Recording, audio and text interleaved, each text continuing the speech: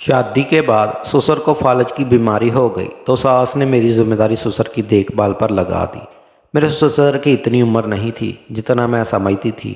वो अभी काफ़ी जवान थे। मैं रोज़ जैतून की तेल से ससुर की टांग की मालिश करती तो मुझे अजीब सा महसूस होता। एक रात मैं मालिश करने में मसरूफ़ थी कि मेरी आंखें नींद से बंद होने लगी तो अचानक मेरा हाथ ससुर के ख़ास जगह पर लगा तो मैं चौंक गई, क्या इस उम्र में भी इतना सख्त। खैर मैंने इस ख्याल से अपना जहन झटक दिया और वापस आकर अपने कमरे में सो गई। लेकिन मुझे नींद कहाँ आ रही थी। पूरी रात मैं इसी सोच में थी कि अगर एक बार अपने ससुर से नहीं ऐसा नहीं हो सकता।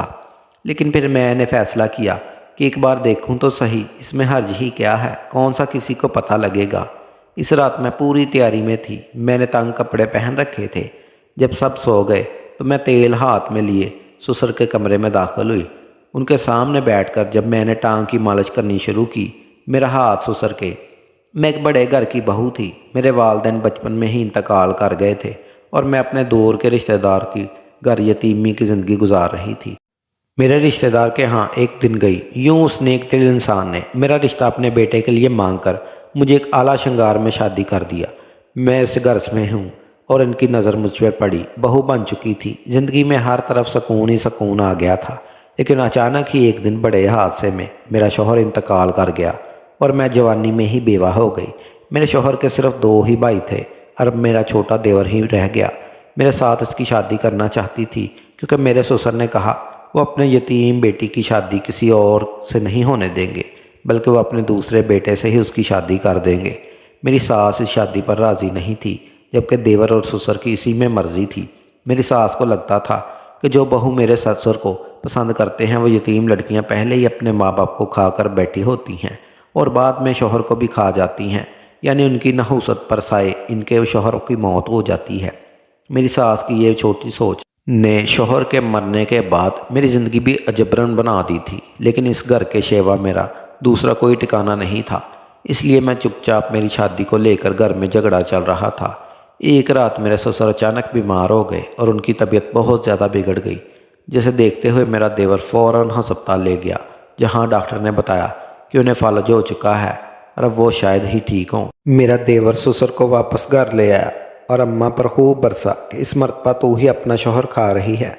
मेरी सास भी शायद सदमे की हालत में थी, इसलिए चुपचाप अपने कमरे में बंद हो गई और बहुत ही कम किसी से बात करती। ससुर की हालत को देखते हुए मेरे देवर ने मुझसे कहा, एक काम वाली रख लेते हैं जो अब्बा का काम कर देगी।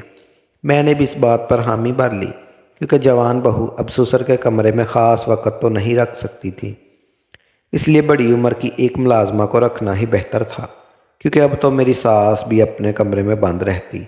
कुछ दिन में मुलाजमा का बंदोबस्त तो हो गया। मुलाजमा रोज़ काम पर आती और कमरे में ही वक़्त गुजारती। जब मेरा देवर घर आ जाता तो मैं भी अपने ससुर के पास उसकी मौजूदगी में चली जाती और ससुर के कमरे की जानब देखती। मेरे लिए ये बात बहुत हैरानकुन थी, लेकिन खामोश तमाशाई बनी हुई सब कुछ देखती रहती और आकर क्या कह सकती थी। एक दिन अपने इस दौर के रिश्तेदारों के घर गई जिन्होंने मुझे बचपन में पाला पोसा था। मुझे घर से कॉल आई। फ़ोन पर मुलाजमा की आवाज़ थी जो काफ़ी डरी सहमी हुई थी, पर उसने मुझे फ़ौरन घर आने का कहा। मैं उसी वक्त जल्दी जल्दी घर पहुंची तो मुलाजमा दरवाजे में खड़ी थी। उसने मुझसे कहा, मैंने यहाँ काम नहीं करना, इस घर में साया है, मेरा हिसाब किताब करे और मैं जाऊँ यहाँ से। मैं उसकी बात सुनकर परेशान हुई। मैंने से कहा, तफसील से बताओ क्या हुआ, लेकिन वो कुछ बताने पर आमादा नहीं हुई, बल्कि अपने पैसे छोड़कर जा रही थी। अचानक मेरी सास भी वहीं चली आई। उन्होंने पैसे निकाल कर मुलाजमा को दिए और वो फारग हुई। ये देखकर मैं बहुत हैरान हुई। ये तो कमरे से निकलती ही नहीं, मगर आज कैसे दरवाजे पर आ गई। लेकिन मैं मज़ीद कुछ कही, चुपचाप घर से अंदर चली गई और अपने ससुर के लिए खाना बनाकर उनके कमरे में ले जाने के लिए ट्रे तैयार की तो मेरी सास भी किचन में पहुंच गई। इन्हें किचन में देखकर मेरा दिल ही दिल में मज़ीद हैरान हुई। अभी मैं इनके आने का मकसद ही तलाश कर रही थी कि बोल उठी, ये खाना मुझे दे दो, मैं ले जाती हूँ, मैं खिला दूँगी। मैंने बगैर कोई दूसरा लफ्ज़ कहे बर्तन उन्हें थमा दिए और ख़ुद कमरे में चली आई। शायद आज का दिन ही एक के बाद हैरानकुन मंजर देखने वाला था। उस दिन के बाद वो ससुर के कमरे में खुद जाने लगी थी। मुझे लगा इन्हें भी अपने शौहर का एहसास हो चुका है, इसलिए खिदमत कर रही हैं। मगर अब मेरे ससुर भी पहले से ज़्यादा कमज़ोर हो गए थे اور اب दिन ब दिन इनकी सेहत गिरती जा रही थी। एक दिन मेरे देवर ने अम्मा से कहा वो शादी करना चाहता है ताकि इसकी बीवी आए और घर में एक मज़ीद औरत की कमी भी पूरी हो। मेरी सास ना कुछ कहे मेरे देवर की शादी पर राज़ी हो गई और दिन रात इसकी शादी की तैयारियों में लगा दी।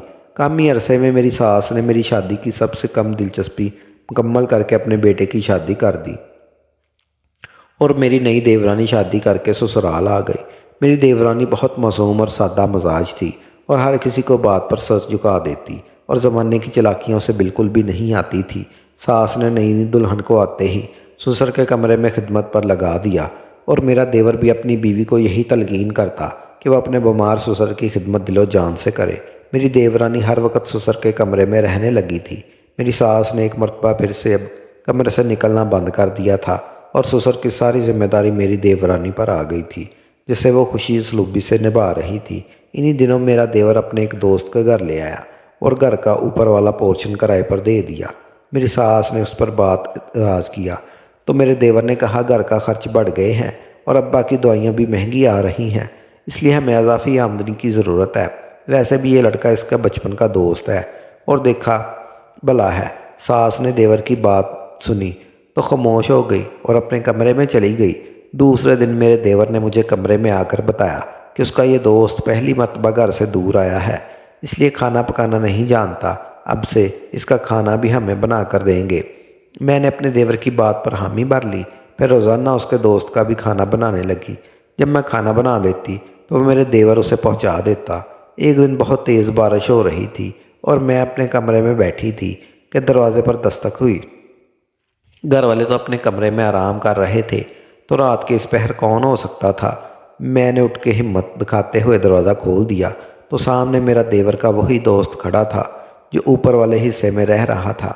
इतनी तेज़ बारिश और ठंड में वो मुकम्मल भीग चुका था और जल्दी जल्दी माजरत करता हुआ अपने कमरे की तरफ चला गया। पीछे खड़ी मैं उसके दिल में हमदर्दी के जज्बात लिए फ़ौरन किचन की जाना पड़ी और चाय बनाकर उसके लिए जाने लगी। इतनी ठंड में एक इंसान के लिए मेरे दिल में हमदर्दी और एहसास के जज्बात पैदा होना फितरी था। चाय लेकर ऊपर वाले पोर्शन में गई तो सामने ही वो अपने गीले कपड़े सुखाने की कोशिश कर रहा था। मुझे आता देखकर एक लम्हे के लिए वो ठठक गया। कदम तो मेरे भी डगमगाए, लेकिन मैं पूरे एतमाद से आगे बढ़ी और चाय उसके सामने पेश की। मेरे हाथ में चाय देखकर उसे इतने शुक्र उम्मीद लहजे में कहा। इस वक्त चाय की सख्त तलब हो रही थी। मैं भी चाय देकर जल्दी से नीचे आ गई कि कहीं कोई देख ना ले। और फिर उस दिन के बाद मैं उस लड़के के गिरदारी तौर पर बहुत सोचने लगी थी, क्योंकि वो शक्ल व सूरत से मेरे मरहूम शौहर से कहीं ज़्यादा अच्छा और पुरकशिश था। मैं अक्सर ही उसके लिए कुछ ना कुछ बनाकर ऊपर ले जाने लगी और यूं हमारे दरमियान अजनबियत की दरवारें गिरकर बेतकल्फ़ी बढ़ने लगी। इधर मेरी सास का वही रवैया था, कमरे में बंद रहना, जबकि मेरी देवरानी ससुर की खिदमतों में मशगूल रहती। दूसरी तरफ मेरे देवर के अंदाज़ व तौर भी उसे बदलते जा रहे थे। ना जाने कि वो अब अपनी बीवी से नाराज़ रहने लगा था। एक रात जब मैं उठकर अपने देवर के दोस्त को मिलने गई तो हम दोनों बैठे बातें कर रहे थे। अचानक मेरी देवरानी वहीं पर आ गई। उसे देखकर मैं और लड़का दोनों ही घबरा गए। वो लड़का फ़ौरन से पहले अपने कमरे में चला गया, वहीं रह गई। मेरी देवरानी ने अफसोस का इजहार करते हुए कहा वो ससुर के मैले कपड़े धोकर सुखाने आई थी, लेकिन ये सब देखकर उसे अफसोस हुआ। मैंने आगे बढ़कर देवरानी के पैर पकड़ लिए। वो ये बात किसी को ना बताए, वरना मैं कहाँ जाऊँगी। इस दुनिया में मेरा कोई है ही नहीं। मेरी देवरानी ने मुझे एक चांस और दिया और वह चली गई। उस दिन के बाद मैं मुहतात हो गई, लेकिन अब भी अपने देवर के दोस्त से राब्ता ख़त्म नहीं किया। अब ये मेरे बस में नहीं था। मैं उसे मोहब्बत करती थी और हमेशा मिलते रहना चाहती थी, बल्कि उसने मुझसे वादा किया था कि वो मुझसे शादी करेगा, मुझे यहाँ से ले जाएगा। बस कुछ दिनों की बात है, मगर अब मुझे अपनी देवरानी की तरफ से डर लगा रहता और किसी तौर पर भी यकीन नहीं आता। एक दिन मेरा ससुर से बाहर रहा तो मेरी देवरानी ने मुझे बुलाया और कहा आज ख़राब है, मैं आकर देख लूँ। जब कमरे में गई तो मुझे वाकई बहुत बीमार लग रहे थे और लगता था कि आज वो नहीं बचने वाले। मेरी देवरानी ने मज़ीद कहा वो उसे को बुला रहे ताकि वो आज उनके पास रहे। मैंने हामी भर ली और ससुर के कमरे से निकलकर सास के कमरे की तरफ जाने लगी, लेकिन ना जाने मेरे दिल में इस वक्त क्या ख्याल आया कि मैं वहीं से मुड़कर अपने कमरे में चली आई اور فوراً کمبل اوڑھ کر سو گئی۔ کچھ ہی دیر بعد میرے دیور کی قدموں کی آواز آئی۔ یقیناً وہ گھر واپس آ چکا تھا۔ میں اٹھ کر جھانکا تو وہ کمرے میں چکر کاٹ رہا تھا۔ مجھے آتا دیکھ کر اس نے اپنی بیوی کے بارے میں پوچھا تو میں نے دل میں سوچا یہی موقع ہے، لوہا گرم ہے، وار کر دینا چاہیے۔ میں نے اسے کہا جانتے ہیں سارا دن وہ نہ جانے اس کی کیا حرکات ہے۔ میرے دیور کے دل میں پہلے ہی بیوی کے لیے بدگمانی ٹپک رہی تھی۔ میری باتوں نے جلدی تیل کا کام کیا۔ وہ فوراً وہاں سے نکل کر اپنے باپ کے کمرے کی جانب گیا، لیکن اندر نہ جانے آسمان پھوٹ پڑا جب دیور نے دیکھا کہ زمین پر گرا ہوا ہے اور اس کی بیوی اس کے باپ کے اوپر جھکی ہوئی ہے۔ اس منظر کو میرے دیور کے ذہن نہ جانے کیا سمجھ گئے، قبول نہ کیا، اور میری باتوں کا بھی اثر تھا۔ وہ دوڑ کر اپنی بیوی کی طرف بڑھا اور اسے اپنے باپ پر دھکیل دیا۔ میرے دیور نے اپنی بیوی کو مارنا پیٹنا شروع کر دیا۔ میں ایک کونے میں کھڑی یہ سارا منظر دیکھ رہی تھی۔ شور شرابے کی بات سن کر میں بھی وہاں سے چلی آئی اور دیور کو روکنے لگی۔ وہ روکنے والا نہیں تھا۔ اس نے آؤ تاؤ نہ دیکھا، اپنی بیوی کو کھڑے کھڑے طلاق دے دی۔ یہ سب اتنا اچانک ہوا، کوئی سمجھ نہیں سکا، لیکن میرے دیور کی بیوی اب بھی رسوائیاں پیش کر رہی تھی اور میری طرف امید بھری نظروں سے دیکھتے اس نے کہا میں انہیں لوگوں کو بتاؤں گی کہ سسر کی موت کے قریب تھی، اس لیے میں نے ساس کو بلانے بھیجا، لیکن جب میں واپس نہیں آئی تو وہ سسر کو اٹھانے کی کوشش کرنے لگی، جس کے نتیجے میں وہ وہیں گر گئے۔ لیکن میں اس لمحے سے صاف مکر گئی اور اپنے دیور سے کہا یہ بہت دن سے اس گنونے فعل میں ملوث تھی اور میں ہی چپ چاپ یہ سب دیکھ رہی تھی کہ میرا سچ بولنے سے کوئی بھی یقین نہیں کرتا۔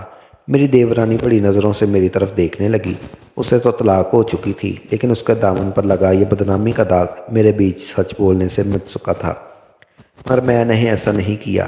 اسی دوران میرے دیور دوڑ کر اپنے باپ کو اٹھانے کی کوشش کی تو پتہ چلا وہ مر چکا ہے۔ شاید میرے سسر نے اپنے بیٹے کی حرکات کا صدمہ دل پر لگا لیا تھا۔ میری دیورانی اسی وقت گھر چھوڑ کر ہمیشہ کے لیے چلی گئی اور ساجد صاحب اپنے سسر کی تدفین میں مصروف ہو گئے۔ میری ساس عدت میں بیٹھ چکی تھی، لیکن میں نے محسوس کیا کہ وہ بہت پرسکون تھی۔ میری ساس کی عدت مکمل ہونے کے کچھ دن بعد ایک دوست اس سے ملنے آئی۔ میں اپنی ساس کمرے کے باہر کی جانب کھڑی ہو گئی، جہاں سے اندر کی آواز سنائی دے رہی تھی۔ میں نے کھڑکی کا پردہ ذرا سا سرکا لیا، جہاں سے اندر کا منظر صاف نظر آ رہا تھا۔ میری ساس خوش دلی سے باتیں کر رہی تھی۔ لگتا ہی نہیں تھا کہ کچھ مہینے پہلے اس عورت کا شوہر مر چکا ہے۔ کچھ دیر بعد میری ساس اٹھ کر اپنی الماری کی جانب گئی اور ایک چڑیا سی اپنے دوست کے تھما دی۔ میری ساس کے چہرے پر ایک پراسرار مسکراہٹ تھی۔ اگلے ہی لمحے میرے قدموں تلے سے زمین نکل گئی جب میری ساس نے اپنی دوست سے کہا وہ کام مکمل کر چکی ہے اور ایک تیر سے دو شکار ہو گئے ہیں۔ ایک طرف شوہر کی یہ دوائی ملا کر دینے سے بستر پر لگا دیا اور دن بہ دن انہیں کمزور کر کے ختم کر دیا، جبکہ دوسری جانب بہو کو بھی ٹھکانے لگا دیا۔ مجھے اپنے کانوں پر یقین نہیں آ رہا تھا کہ میری ساس اس حد تک بھی جا سکتی ہے۔ دوسری عورت جو کہ میری ساس کی دوست، اب وہ میرے بارے میں پوچھ رہی تھی، جس پر وہ عورت بتا رہی تھی کہ میں اسی گھر میں رہوں گی کیونکہ ایک ملازمہ کی بھی ضرورت ہے۔ اسی لمحے مجھے اپنی سنگین غلطی کا احساس ہو چکا تھا۔ مجھے اس دن اپنی دیورانی کے ساتھ یہ ظلم نہیں ہونے دینا چاہیے تھا اور بعد میں سچ بول کر اسے بچا لینا چاہیے تھا۔ میری ساس پر یقین نہیں آ رہا تھا، میری ساس اس حد تک بھی جا سکتی تھی۔ میں اس گھر سے اس لڑکے کے ساتھ بھاگ گئی تھی جس لڑکے کے ساتھ میں بھاگی تھی۔ اس کا اپنا بھی کوئی مضبوط ٹھکانہ نہیں تھا، اس لیے وہ رات مجھے اپنے دوستوں کے پاس لے گیا اور کہا آج رات یہی گزاریں گے، لیکن مجھے کچھ ٹھیک نہیں لگ رہا تھا۔ مجھے رات 4 بجے میری آنکھ کھلی تو مجھے خبر ہی نہیں ہوئی، اور جب صبح جاگی تب میرے زیورات والا بیگ غائب تھا اور وہ رات نہ جانے وہ کون سا چور لے کر گیا۔ میں نے جس لڑکے کے ساتھ بھاگی تھی اسے جگا کر ساری صورتحال بتائی تو وہ بھی حیران ہوا کون اٹھا کر لے گیا۔ لیکن ایک دن میرے ذہن میں خیال آیا میرے ہاتھ میں بیگ دیکھ کر اس کے دوستوں کو پتہ چل گیا ہوگا کہ بیگ میں ضرور کچھ سونا ہے، کیونکہ ہمیشہ گھر سے بھاگنے والی لڑکیوں کے پاس یہ سب ضرور ہوتا ہے۔ میں نے اس لڑکے سے کہا یہ سب تمہارے دوستوں کا کیا ہوا ہے، اگر وہ زیور نہیں ملا تو مشکل ہو جائے گی، ہمارے پاس پیسے کم ہیں، ہم گزارا نہیں کر سکتے۔ وہ لڑکا میری باتوں میں آ کر اپنے دوستوں سے لڑنے لگا، جس کے نتیجے میں انہوں نے ہمیں وہاں سے نکل جانے کا کہا۔ ہم دونوں وہاں سے نکل کر کسی نئے ٹھکانے کی تلاش میں مارے مارے پھرتے رہے۔ شام تک اس لڑکے نے مجھے کہا ایک عورت کے پاس کبھی نہیں رہا، اس لیے تم کہو تو وہاں لے چلوں، ہمارے پاس کچھ دن گزارنے کے لیے ٹھکانہ ہوگا۔ مجھے پتہ تو چل گیا تھا کہ میں بھاگ کر کتنی بڑی غلطی کر چکی ہوں، لیکن اس کے سوا کوئی دوسرا راستہ نہ بچا تھا، اس لیے میں فوراً مان گئی۔ مگر اگلے ہی لمحے اس لڑکے نے مجھے جو بات بتائی اسے سن کر میری روح کانپ گئی۔ اس نے کہا وہ کوئی ٹھیک عورت نہیں ہے۔ میں سمجھ گئی تھی، مگر فی الحال بھروسہ کرنے کے سفر پر میرے پاس اور کوئی راستہ نہیں تھا۔ ایسی جگہ پر نہ جانے کون مرد اچھے ہوتے ہیں، مجھے شروع سے احساس ہو رہا تھا۔ میں نے اب مجبوراً اندازہ کرتے ہوئے کہا، کچھ بھی ہو، بعد سے رات گزارنے کے لیے کہیں لے جاؤ، مجھے تم پر یقین ہے۔ اس طرح ہم دونوں اس عورت کے گھر پہنچ گئے۔ کیا تھا ایک رنگین خانہ جہاں پر ہر طرف رنگ برنگے لباس میں ملبوس عورتیں گھوم رہی تھیں، مگر میں چپ چاپ وہاں سب سے دیکھتی رہی۔ رات سونے کے لیے اس عورت مجھے ایک الگ کمرہ دیا۔